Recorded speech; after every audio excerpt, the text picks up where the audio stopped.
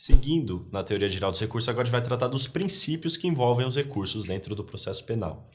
O primeiro deles é o duplo grau de jurisdição, que é a possibilidade do reexame integral da matéria de fato e de direito pelo juiz ou ad quem. Então aqui já tem algumas coisas que é interessante a gente perceber. Para que a gente fale em duplo grau de jurisdição, o recurso utilizado tem que permitir o reexame integral da matéria de fato e de direito pelo juízo que vai receber esse recurso. Então, se eu interponho uma apelação no primeiro grau de jurisdição, salvo no caso do tribunal do júri, para o segundo grau de jurisdição, reclamando da minha condenação, eu estou possibilitando que o Tribunal de Justiça passe a ter o reexame integral da matéria de fato e de direito. Ou seja, eu estou exercendo o duplo grau de jurisdição. Mas por que isso? Porque a gente vai ver mais à frente que existem alguns recursos que não trazem o reexame integral da matéria de fato e de direito, como recurso especial e recurso extraordinário. Então, nesse caso, não há o duplo grau de jurisdição, tecnicamente falando. O duplo grau de jurisdição, ele não está previsto expressamente na Constituição Federal. Em nenhum lugar da Constituição Federal você vai ler o termo duplo grau de jurisdição. Mas alguns autores entendem que ele está implicitamente previsto. Mais ou menos naquele sentido que a gente falou na aula anterior. Porque existe toda a organização do Poder Judiciário, as competências recursais. Então, alguma parte da doutrina fala, olha, o duplo grau de jurisdição ele não está previsto na Constituição de forma expressa, realmente. Ela não traz lá que ela institui ou ela protege o duplo grau de jurisdição. Mas ela traz toda a organização do Poder Judiciário, as competências recursais, o que faz com que ele exista lá na Constituição. De qualquer maneira, estando na Constituição ou não, ele está na Convenção Americana de Direitos Humanos, o famoso Pacto de São José da Costa Rica, no artigo 8.2h. Ou seja, se ele tem status constitucional ou não, é uma discussão jurídica.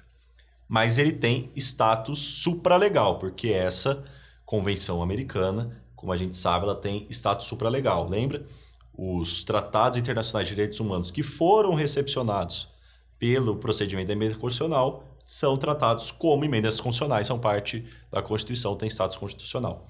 Os tratados de direitos humanos que não foram recebidos de tal maneira, como é o caso aqui da Convenção Americana de Direitos Humanos, ele tem status supralegal entre a Constituição e a lei ordinária. O princípio, então, não se confunde com a simples possibilidade de recorrer, era aquilo que a gente estava falando. Então, existem recursos que eles não trazem o reexame integral da matéria, de direito e de fato. Então, não há o duplo grau de jurisdição. Então, quando a gente diz que as pessoas têm direito ao duplo grau de jurisdição, a gente está falando simplesmente que elas têm direito de recorrer. Ela simplesmente significaria ter direito de ter um reexame integral da matéria.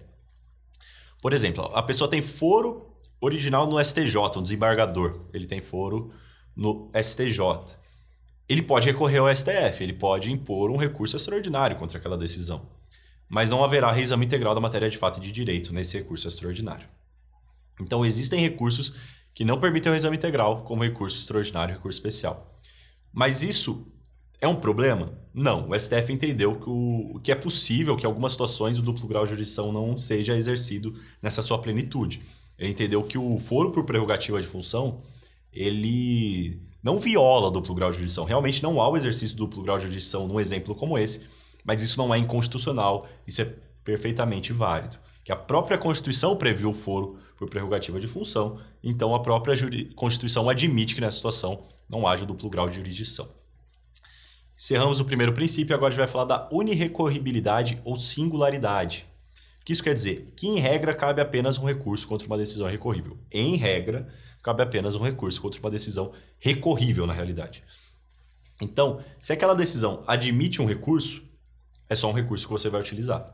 Não cabe 2, 3, 4 recursos. Primeira coisa, então, que a gente tira dessa conclusão. Nem toda decisão é recorrível. Por exemplo, o despacho não admite recurso. Existem até decisões interlocutórias que não admitem recurso. As decisões que são proferidas ao longo do processo, em primeiro grau, sem ser a sentença, elas só vão admitir o recurso em sentido estrito, que seria esse recurso contra essas decisões, caso haja previsão expressa ali no rol das decisões que admitem recurso em sentido estrito. Algumas decisões não admitem.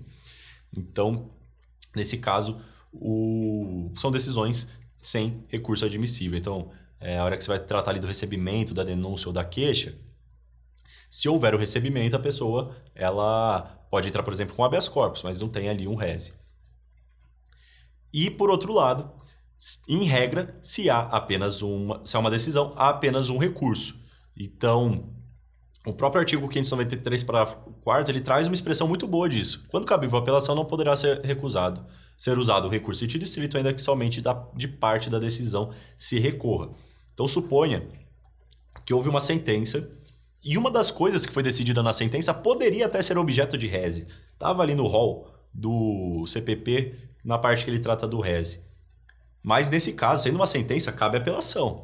Não vai entrar com apelação e com um rese. Mesmo que você recorra só daquela parte que a princípio seria recorrível por rese, ela foi decidida na sentença, o recurso é apelação. Não vai caber uma apelação e um rese, só um deles. Porém, a gente disse que isso é uma regra, então existem exceções ao princípio.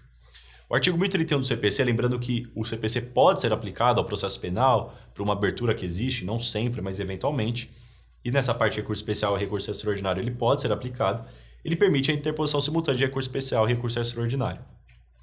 Como o fundamento do recurso especial e do recurso extraordinário ele é diferente a partir de uma mesma decisão, é possível que, numa decisão ali de segundo grau, por exemplo, a pessoa interponha tanto o recurso especial quanto o recurso extraordinário. E existe toda uma disciplina no CPC de como que é o processamento disso. Existem também os recursos de embargos infringentes e de nulidades. Eles são tratados como só, mas na verdade são dois. Um trata da questão material, outro da questão processual. Mas de forma bem resumida, eles são recursos previstos em favor da defesa, quando a decisão de segundo grau não é unânime. Então ficou 2-1 ali no segundo grau, caberiam os embargos infringentes de nulidades. Eles podem ser interpostos junto desses recursos extraordinários, o RESP e o RE.